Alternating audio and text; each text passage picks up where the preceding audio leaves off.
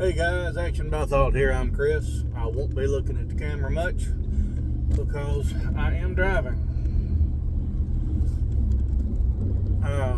And it's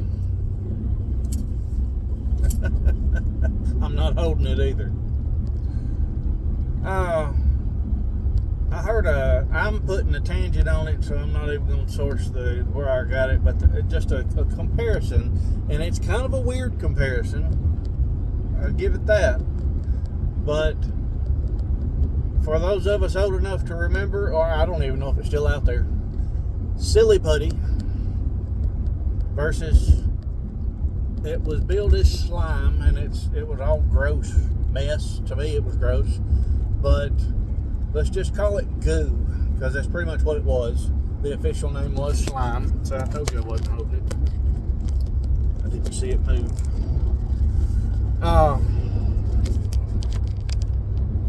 Maybe that'll hold.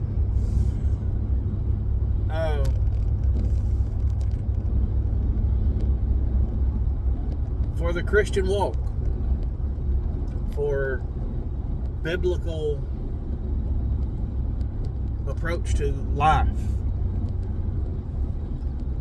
and I'm not against Silly Putty, but it does kind of make a good example, I think, and you'll maybe understand it when I get it spit out.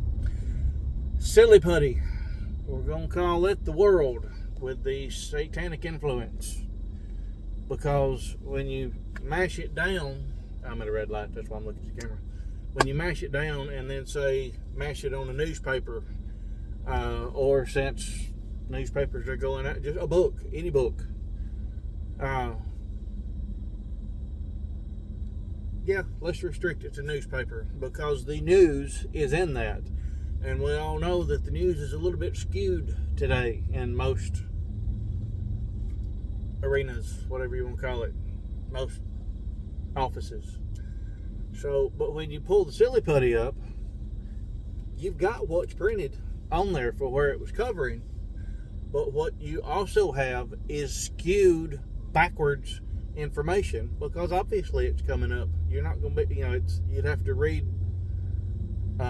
inverted words, inverted letters, which is not the most impossible thing to do, but it's still skewed. Just like perceptions are today so much, that perception, what we see, physically see in this sense with Silly Putty, is skewed. It's limited because, I mean, you can put Silly Putty on something, smash it on there, kind of like Play-Doh, and it will stick. And it'll stay there till you peel it off, or another outside source takes it off. And I think you can get the gist of how that relates to worldly thoughts, worldly things. Those,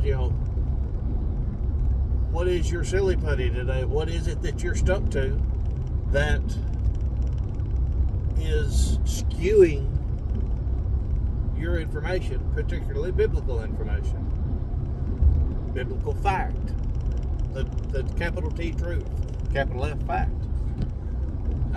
Now, the goo, or the slime as it was advertised, that stuff, as goofy as it is with the name of that stuff and tying it to the Bible, but with God's Word, it permeates. Think of squeezing the goo just a little bit in your hand, and I don't care how tight you hold your fingers together, that stuff is pretty much going to come between your fingers. It sticks where it needs to stick, but it spreads. I mean, that stuff gets everywhere. I remember when it came out and was actually not seriously irritated, but I thought, really, you're going to give my kid that, and we're going to have to be cleaning that out of every nook and cranny in the house. It's going to be under the sofa cushions. It's going to be everywhere. But isn't that exactly what we want with God and His Word? We want it everywhere in our life. We want it to be difficult to get rid of, almost right at impossible to get rid of, But the way we would get rid of God's Word is to not pray, not spend time with God, not read our Bible, neglect. That stuff goes everywhere, takes no prisoners. God's Word takes no prisoners. The difference is